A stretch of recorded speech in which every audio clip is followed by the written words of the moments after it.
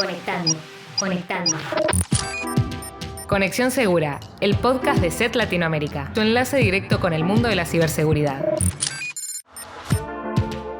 Bienvenidos y bienvenidas a un nuevo episodio de Conexión Segura. Mi nombre es Juan Manuel Arán y estoy junto con los habituales Cristian Ali Bravo y Sonia Domínguez Weisbrot para hablar en esta oportunidad de cómo los cibercriminales están utilizando cada vez más la inteligencia artificial para su accionar malicioso, que puede ir desde realizar extorsiones a partir de deepfakes para distribuir programas maliciosos que simulan ser aplicaciones basadas en ChatGPT y otras tecnologías para automatizar procesos, entre muchas otras cosas más. Pero también la idea es analizar las amenazas informáticas en relación con el avance de esta tecnología. Así que antes de darle la palabra a Cristian y a Sonia para que nos den un adelanto de lo que vamos a hablar hoy, le doy la bienvenida a Martina López, Security Researcher de SET Latinoamérica, quien nos va a ayudar a entender qué es lo que está ocurriendo un poco en este momento. ¿Cómo estás, Martu? ¿Qué tal? Buenos días. Muchas gracias por la invitación nuevamente y un placer estar acá charlando de este tema. Bueno, hola a todos, ¿cómo están? Martu, bienvenida como siempre. En mi caso vengo a compartirles una nueva herramienta de inteligencia artificial que está diseñada especialmente para el cibercrimen. Hoy les vengo a presentar a WormGPT. Hola a todos y todas, ¿cómo están? La verdad es que todos los temas mencionados son muy interesantes y nos vienen pidiendo mucho que hablemos de ellos, principalmente de cómo la inteligencia artificial está siendo utilizada por el cibercrimen, y por eso en el episodio de hoy también vamos a compartir detalles sobre una práctica que está en aumento y preocupa hasta el FBI. Estoy hablando de la sextorsión basada en inteligencia artificial. Bueno, ahora que presentamos un poco las temáticas de las que vamos a hablar y esperamos que del otro lado haber cautivado su atención, vamos a meternos de lleno con lo que es el primer tema. Para más información sobre el episodio de hoy, visita nuestro sitio web, eset.com/latam. También puedes visitar nuestro blog sobre ciberseguridad, welivesecurity.com/la-es.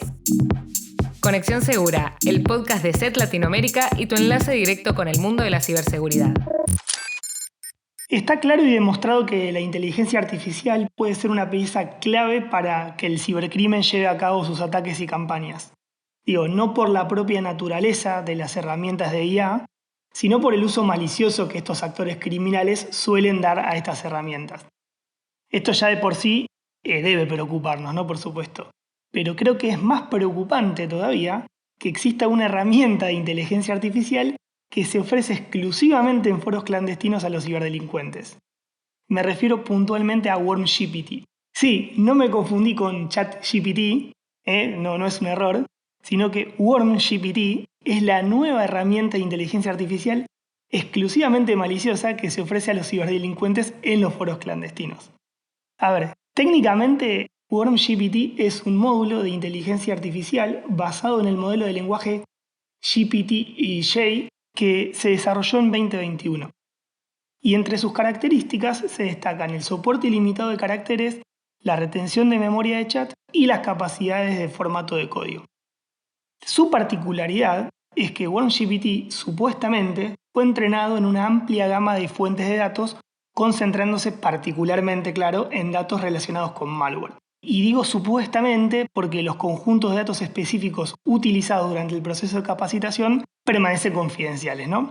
Ok, podríamos decirlo de una manera más simple, diciendo que tiene un mecanismo idéntico a ChatGPT, pero sin las barreras éticas y de seguridad que sí tiene la inteligencia artificial de OpenAI, y además está dirigido a criminales y crea toda clase de virus y malware con tal solo pedírselo. Sí, tal cual, Sony, y es muy interesante y preocupante, por cierto, los alcances de WormGPT, porque con esto que decís vos, puede permitir incluso que ciberdelincuentes, por llamarlos de alguna manera más novatos, puedan lanzar ataques rápidos y a gran escala, más allá de que no tengan los medios técnicos para hacerlos. Por supuesto, yo podría seguir hablando mucho más de WormGPT, pero qué mejor que Martu, que está entre nosotros y cuenta con la experiencia y el conocimiento, para consultarle su opinión sobre WormGPT y qué puede aportarnos de su conocimiento. Cuando hablamos de algún tipo de algoritmo que sea generador de texto, de imágenes, de cualquier tipo, particularmente en ChatGPT lo podemos pensar como una suerte de cerebro que arriba suyo tiene una carcasa. El cerebro va a ser quien, de la información que le alimenten desde la carcasa, va a escupir una respuesta. En el caso de ChatGPT, cuando nosotros le alimentamos un pedido, nos devuelve información con los datos que le proporcionan desde la organización que realiza esta herramienta. El cerebro es exactamente el mismo, ya sea desde ChatGPT o cualquier herramienta que utilice este tipo de tecnologías, como lo son GPT-4 o GTPJ, que es el que está basado en WormGPT. Queda a quien desarrolla la herramienta hacer esta carcasa de la que estaba mencionando. En este caso, de esta herramienta maliciosa, lo que realiza es, en vez de alimentarle quizás búsquedas en internet o resultados de buscadores, como sí lo hace ChatGPT, alimentarle específicamente desde códigos maliciosos, herramientas que se pueden utilizar para el mal, también correos electrónicos fraudulentos. Y como resultado, uno, en vez de solicitarle, por ejemplo, que escriba un texto de un cierto tema, como hacemos con ChatGPT en nuestra vida cotidiana, pedirle que genere, por ejemplo, un código malicioso que cifre información o pedirle un correo electrónico que se haga pasar por un banco en particular. La idea es un poco la misma, las restricciones no son exactamente iguales, obviamente. El foco de esta herramienta es el uso cibercriminal y está desarrollada y afilada, se podría decir de manera un poco informal, justamente para esto.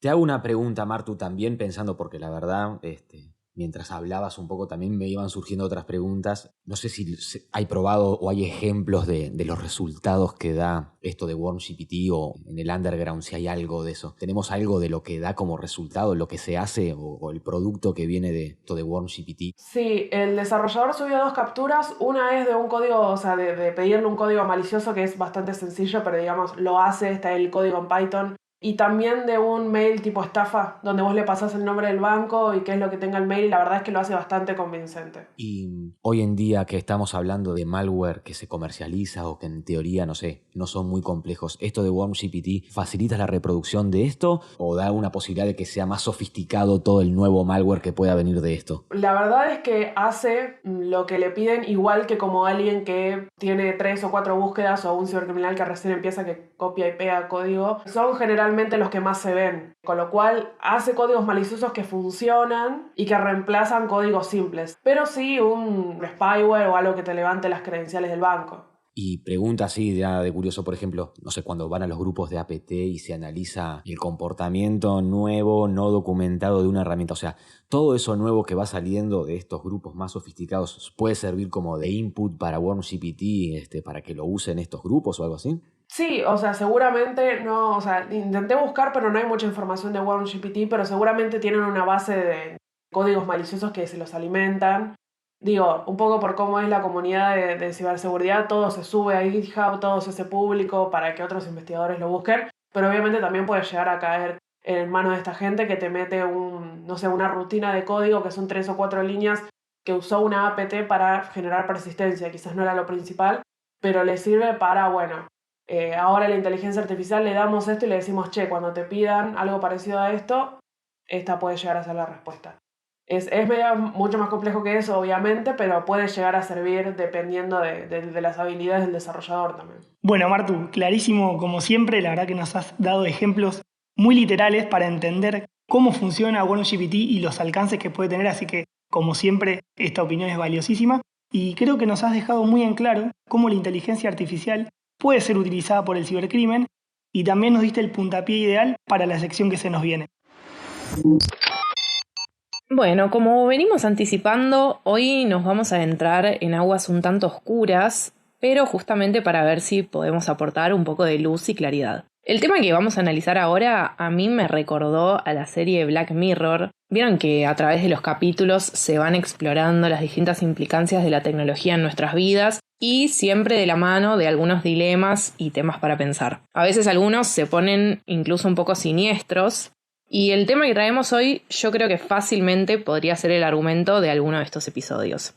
Bueno, sin más preámbulos, hoy vamos a hablar de la sextorsión. La verdad es que es un término que ya nos estremece de solo pensarlo porque combina algo que de por sí es desagradable, como la extorsión, con lo más íntimo y privado de las personas. ¿De qué estamos hablando concretamente? Este término se refiere a la práctica en la que los atacantes extorsionan a sus víctimas mediante la amenaza de revelar imágenes o videos privados que son de naturaleza sexualmente explícita. Sí, Sony, y lamentablemente en los últimos años venimos viendo muchas campañas de extorsión en las cuales los delincuentes envían correos personalizados intentando asustar a las víctimas. ¿Y cómo lo hacen? Les hacen creer que sufrieron una infección y que eso les permitió a ellos grabar videos íntimos utilizando la propia cámara web de la víctima. Exactamente, Chris. De hecho, el episodio Shut Up and Dance de la tercera temporada de Black Mirror nos muestra algo así. Pero hoy, con el auge de las herramientas basadas en inteligencia artificial, la sextorsión es una práctica que está experimentando un aumento preocupante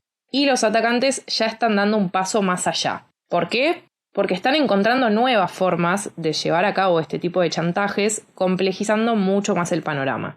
Tanto es así que incluso el FBI alertó en un comunicado reciente sobre este uso de imágenes y videos públicos que son manipulados para campañas de sextorsión.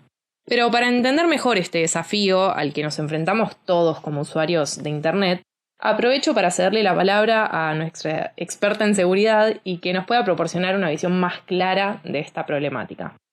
Martu, ¿podrías compartir con nuestra audiencia cómo se da o en qué consiste esta combinación de la inteligencia artificial con la sextorsión? Los algoritmos generadores de imágenes o incluso generadores sobre imágenes ya existentes creo que no son novedad para no solo ninguno de nosotros en el ámbito de la ciberseguridad, sino para nadie de hace alrededor más o menos 1 o 2 años que tenga algún tipo de contacto con Internet. Estas usan redes neuronales complejas, ya entrenadas incluso previamente a su lanzamiento, algunas que incluso son entrenadas con los datos de los usuarios en una especie de tiempo real.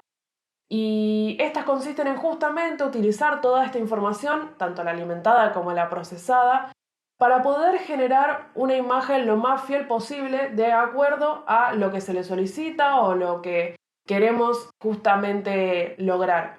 Esto puede ser la generación o la corrección, por ejemplo, de un atardecer que originalmente haríamos en Photoshop, lo podríamos llegar a hacer en algo del estilo de generador de inteligencia artificial, pero también tiene sus aspectos negativos. Tenemos una aplicación, un conjunto de aplicaciones en realidad existen muy variadas, desde gratuitas hasta las más complejas de pago por algunos cuantos cientos de dólares, que son capaces de modificar una imagen o generar a partir de unos datos alimentados en cualquier tipo de situación que nos podamos imaginar. Y esto también incluye imágenes íntimas. Entonces, ahora cuando hablamos de sextorsión, en esta unión de este delito con la inteligencia artificial, ya no hablamos del chantaje con imágenes que la víctima o haya provisto o hayan sido robadas de la misma, sino también imágenes que son totalmente falsificadas. Ya es posible realizar un delito de extorsión sexual con imágenes que la víctima ni siquiera se tomó y que de hecho también tienen consecuencias legales en este aspecto. Hoy por hoy la mayoría de leyes de sextorsión o extorsión sexual aplican a imágenes que sean propias de la víctima. ¿Qué pasa si el cibercriminal alega que las imágenes, si bien son similares, no son propiamente de la víctima y podría llegar a tener algún tipo de repercusión a la hora de perseguir este delito? Además, se le suma el hecho de poder generar estas imágenes a pedido en tiempo real y de asientos. Los algoritmos más complejos tardan algunas horas, puede llegar a ser un día o 2, en generar una imagen que podría hasta llegar a ser perfecta, si bien tiene algunos bemoles que en algunos casos pueden ser visibles. Y más aún, hoy por hoy existen sitios y herramientas que están dedicados exclusivamente a la generación de contenido erótico a partir de imágenes que no son de este tipo de contenido, en donde generalmente las víctimas principales de este tipo de acciones son personas públicas, del ambiente público. Se han visto casos de streamers en Gran Bretaña, casos de personalidades famosas, pero que también podría ser víctima cualquier persona de la cual se tenga una fotografía, digamos, normal, no necesariamente erótica, que luego se termine transformando en contenido íntimo. Muchas gracias, Martu, la verdad que clarísimo y sí, todos estos temas se ve que abren consideraciones de todo tipo, ¿no? Legales, informáticas, éticas. Pero bueno, recordemos que nuestra misión no es generar el pánico, sino mantener a nuestra audiencia informada y ayudar a las personas a protegerse en el mundo digital. Por eso escuchar las recomendaciones de nuestros expertos y expertas siempre nos brinda mucha claridad en medio de esta realidad tan compleja. Así que los invitamos a que sigan manteniendo siempre los ojos abiertos y sus dispositivos protegidos. Poco después de que se lanzó ChatGPT en noviembre de 2022, por todos lados se empezó a hablar no solo de ChatGPT, sino de la inteligencia artificial. Y por ahí leí que en parte lo que pasó es que muchas personas ajenas a esta tecnología fueron capaces de ver de primera mano el potencial que viene dado por este tipo de tecnología gracias a este chatbot lanzado por OpenAI. Y más allá del potencial uso malicioso para automatizar procesos, algo de lo que estuvo contando Martu recién y que ya vimos en episodios anteriores como el del lado B de ChatGPT y la inteligencia artificial para la ciberseguridad, el ruido que generó esta herramienta tuvo un impacto en diversos sectores e industria, como puede ser desde la educación, la comunicación, el marketing, la programación, entre muchas otras. Esto básicamente porque las bondades de esta tecnología son inspiradoras para el trabajo de distintos tipos de profesionales y esta masividad de interés claramente también es aprovechado por cibercriminales que intentan suplantar la identidad de este chatbot para robar información financiera o sensible o también para distribuir aplicaciones y extensiones maliciosas cuya verdadera intención en realidad es robar credenciales bancarias y otro tipo de cuentas digitales. Y recientemente el equipo del laboratorio de SET Latinoamérica detectó algunos ejemplos concretos de sitios y aplicaciones falsas que buscan infectar con malware.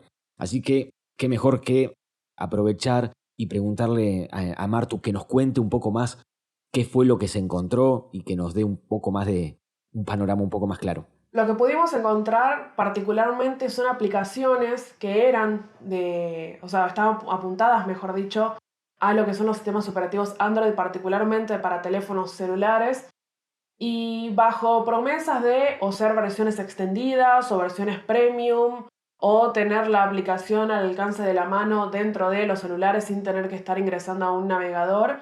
Se trataba de justamente, como bien mencionan, de aplicaciones que utilizaban el nombre de ChatGPT, pero que tenían particularmente otras intenciones.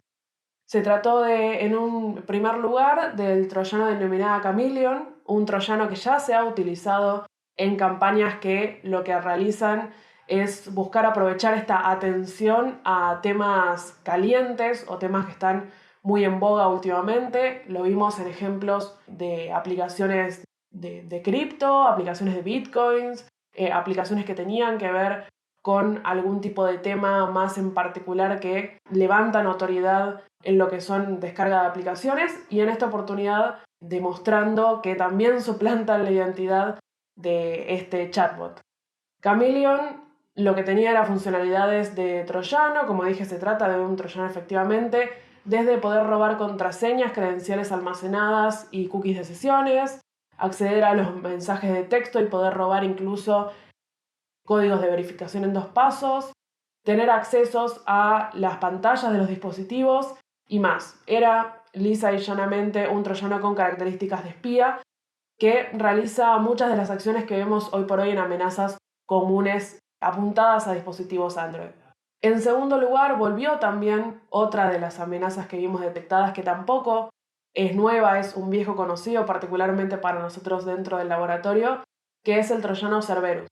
Un troyano originalmente troyano bancario, el cual fue distribuido su código fuente en plataformas de cibercrimen, pero también hoy por hoy está disponible incluso en sitios de repositorios de código. También tiene características, como decíamos, al estilo de espionaje, desde intercepción de llamadas, mensaje de texto, quizás algunas características más interesantes como el acceso a los contactos, la cámara, registros de llamadas, audios incluso, listar las aplicaciones instaladas para poder verificar la existencia o no de un antivirus o antimalware y en base a eso empezar a modificar su comportamiento.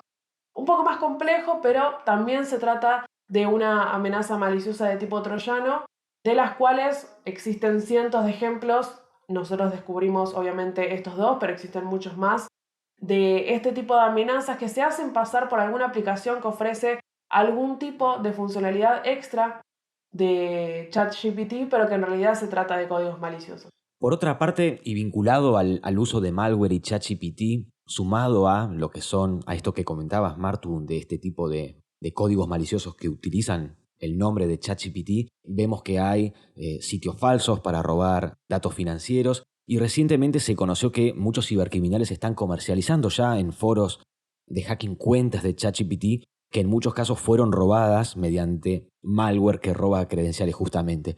¿Por qué resulta atractivo para los cibercriminales este tipo de información como son las cuentas de ChatGPT y cuáles son los riesgos para aquellas personas que ya se crearon una cuenta en este chatbot? Si la analizamos como una aplicación común y corriente, cumple con los puntos favoritos de un cibercriminal para buscar las credenciales de los mismos. Y estos son, lisa y llanamente, tener muchísimos usuarios registrados, como lo es ChatGPT en los últimos años, y también, y si es posible, tener algún tipo de información bancaria con la posibilidad de tener ChatGPT Plus. Existen personas que han pagado obviamente por este servicio, con lo cual los cibercriminales allí es donde buscan una beta de quizás poder obtener información crediticia o bancaria de los usuarios. Además de esto, también resulta interesante para el comercio, porque hoy por hoy desde el lado cibercriminal tener acceso a una lista o una base de datos de la cuantía de información que puede llegar a tener hablando de lista de usuarios de ChatGPT, que como dije van a ser bastante extensas, resultan ser interesantes. No hay más información obviamente que simplemente el registro y dependiendo de cómo se realizan los pagos pueden ser algún tipo de información bancaria, pero es interesante por esto, porque en primer lugar puede tener asociados algún tipo de pago por parte del usuario y en segundo lugar por la cantidad de usuarios que tiene la plataforma. Pero digo, no es muy distinto que quizás alguna otra aplicación que cumpla con el mismo objetivo. El que sea de inteligencia artificial queda un poco afuera cuando hablamos del objetivo de los cibercriminales, que es lisa y llanamente obtener las credenciales para luego poder venderlas.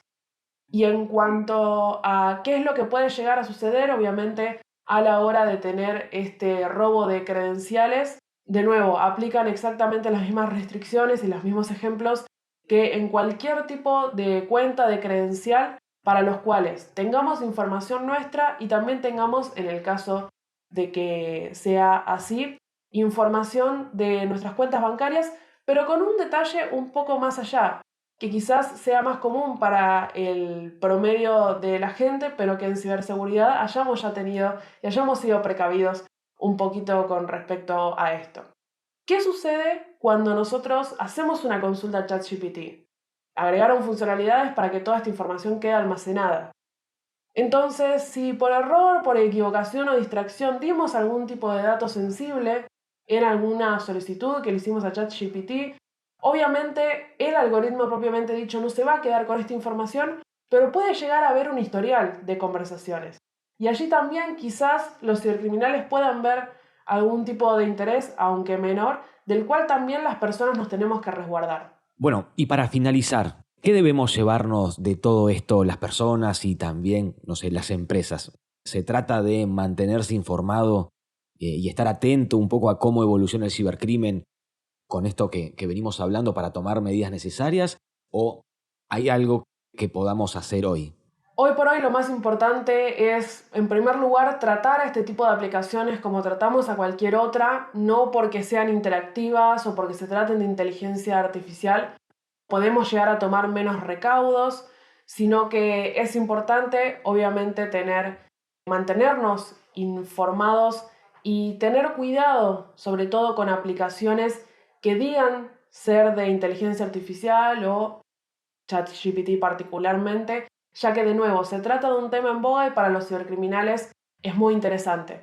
Entonces, en primer lugar, a la hora de querer ingresar a alguna de estas aplicaciones, buscar efectivamente de dónde provienen, quiénes son sus desarrolladores, si tienen una buena reputación en el mercado, sobre todo si son pagas, pero también aplica para las gratuitas. Verificar también los términos y condiciones y las políticas de privacidad. ¿Qué pasa con esos datos que nosotros entregamos en, por ejemplo, una conversación con un chatbot?